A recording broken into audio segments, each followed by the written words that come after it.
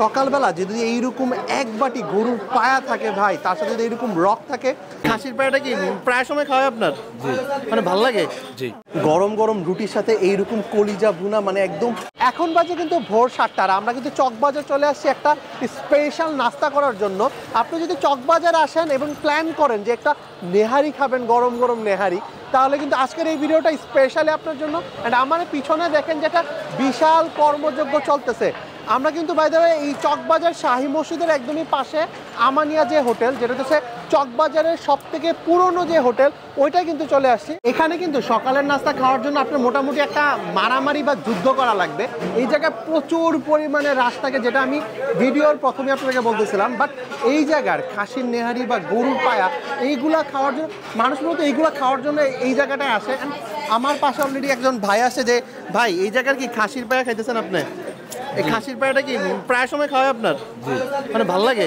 জি। আমি যদি এখানে স্পেশাল গরুর পায়াটা বা আপনি নেহারি যেটাই বলেন ওটা যদি দেখাই, জাস্ট ঝোলটা জাস্ট একবার দেখেন যে আসলে কতটা ঠিক। সকালবেলা যদি এইরকম এক বাটি গরুর পায়া থাকে ভাই, তার সাথে যদি এইরকম রক থাকে, জিনিসটা একদমই জমে যায়। আর এর সাথে যদি আপনি এরকম একটু লেবু মিক্স করে নেন, জিনিসটা দেখতে আরও বেশি ভালো লাগে। এই গরুর পায়াটা কিন্তু এই জায়গার অনেক বেশি ফেমাস। যারাই আসে তারা কিন্তু এই গরুর পায়াটা মাস্ট ট্রাই করেন।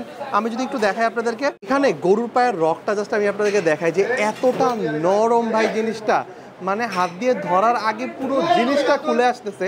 তারপরে যখন এই গরুর পায়ার সাথে এই জায়গার যে ঝোল সব কিছু একসাথে মিক্স করে,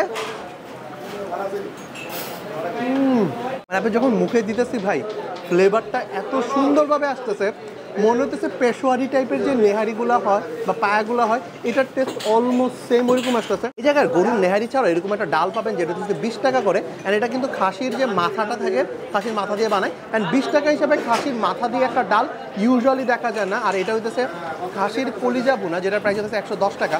এই কলিজা ভুনাটা সকালবেলা যদি এরকম এক বাটি কলিজা ভুনা হয়, একদমই জমে যায়। গরম গরম রুটির সাথে এইরকম কলিজা ভুনা, মানে একদম মশলাদার কলিজা ভুনা, একদমই অন্য লেভেলের লাগে।